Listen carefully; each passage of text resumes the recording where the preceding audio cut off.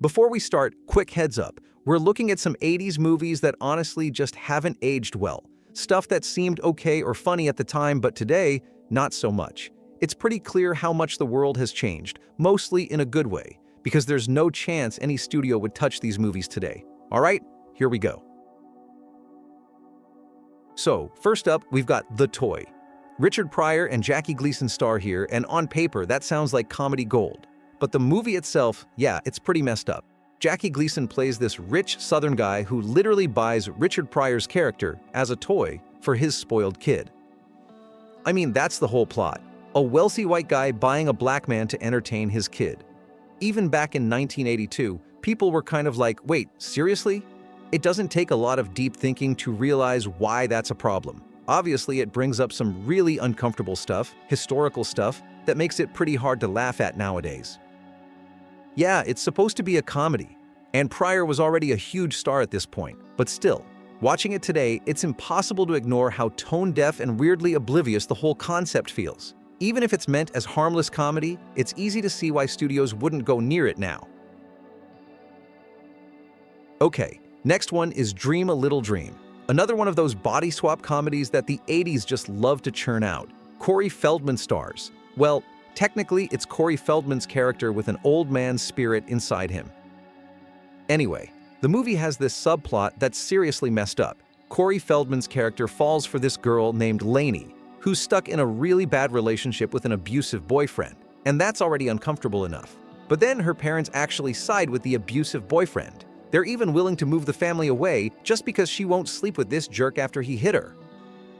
And just when you think it can't get worse, her own mom literally drugs her, supposedly to keep her out of trouble. It's beyond creepy. Like, the movie tries to play all this off lightly, but man, it just comes across as nasty and uncomfortable. Yet somehow, it still managed to get a sequel. Go figure. Alright, let's talk about Revenge of the Nerds. On the surface, it's just your classic 80s comedy where nerds fight back against jocks. But watching it today, it hasn't exactly aged well. First off, there's a lot of racist and homophobic jokes that definitely wouldn't fly anymore. But the biggest issue is how the nerds get their revenge. They straight up sneak cameras into a sorority house to spy on women changing. And we're supposed to be rooting for these guys? And probably the worst part, one nerd disguises himself as another guy to trick a girl into hooking up with him. Back then, they actually treated it like some kind of big, nerdy victory. Watching it now, it just feels super creepy. Definitely wouldn't get made today.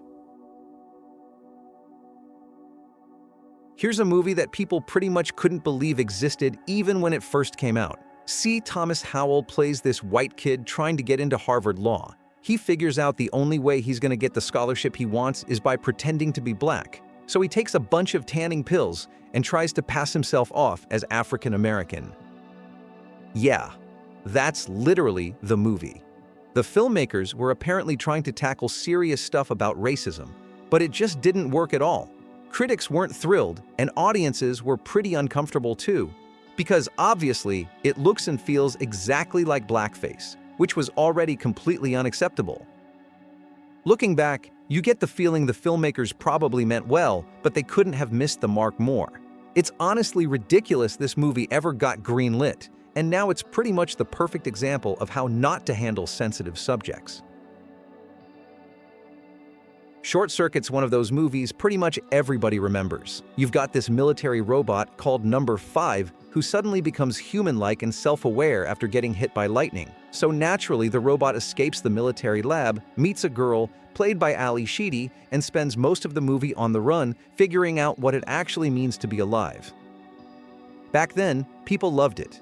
The effects were awesome, especially for '86, and Number 5 was pretty charming. It ended up being a big hit.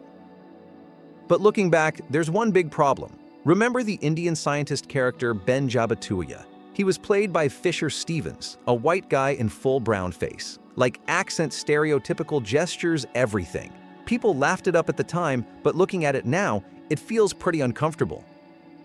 Fisher Stevens even became popular enough in that role to be the main human character, not a robot, in Short Circuit 2.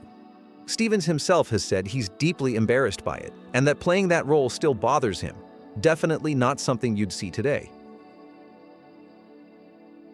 Zapped is one of those 80s teen comedies with a premise that's pretty wild, even by today's standards. Basically, you have Scott Bio playing a high school kid named Barney. There's an accident in the science lab. Barney gets telekinetic powers, and what's the first thing he does? Starts using those powers to rip off girls' clothes. Not even kidding. That's pretty much the whole movie. He literally spends the whole film embarrassing girls he doesn't like by tearing off their outfits in public. Even the one girl who treats him well, when she tries to stop him, he just does it anyway with his mind powers. I mean, there's nothing wrong with making a horny comedy. Movies have been doing that forever. But Zapped isn't really funny, it's just Barney humiliating people for an hour and a half. Watching it now feels more mean-spirited than anything else. Can't Buy Me Love stars young Patrick Dempsey as Ronald, this awkward kid who originally saves up $1,000 for a telescope. But instead, he decides to spend that money bribing the most popular girl in school into pretending to date him. And surprise, it totally works. Ronald gets popular. But of course, he immediately turns into a jerk and treats everybody who liked him before like total garbage. The real issue is not just the message, basically that money actually can buy popularity and love, but that the movie lets Ronald off the hook way too easily. By the end, he still gets the girl, and the lesson he learns about just being yourself feels pretty shallow after all the damage he's done. Buying or tricking your way into the cool crowd was basically the core idea behind a bunch of 80s teen movies. But looking back at Can't Buy Me Love, it feels a little too much like saying it's fine to act terrible, as long as you mean well deep down.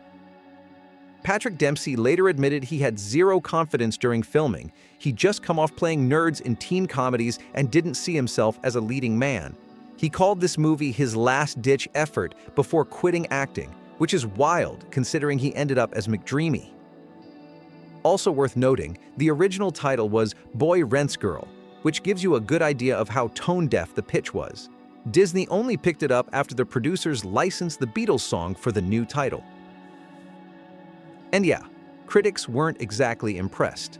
Roger Ebert said the movie was a lost cause because of how completely it let Ronald off the hook. Still, it made decent money and became a sleepover classic for an entire generation, problematic message and all. Teen comedies in the 80s loved nerds. Weird Science took that idea way further than most. It's about these two geeky high school friends who literally build their idea of the perfect woman using a computer. And when she comes to life, she's not just beautiful, she's got actual magical powers. The uncomfortable part is how the guys basically treat her like some kind of human-shaped genie. Instead of an actual person, she's just there to grant their wishes. It was definitely funny back then, but watching it today, you realize it's pretty messed up. And even Kelly LeBrock, who played Lisa, later said the film wouldn't get made today, and that she only agreed to do it because her modeling contract got canceled. She also said she played the character like Mary Poppins with breasts. The critics didn't love it either. It got pretty mixed reviews. Roger Ebert called it a vacation from morality, which was his way of saying the movie was stupid but fun. It still made money though. Not a Ferris Bueller level hit, but enough to keep John Hughes on a roll.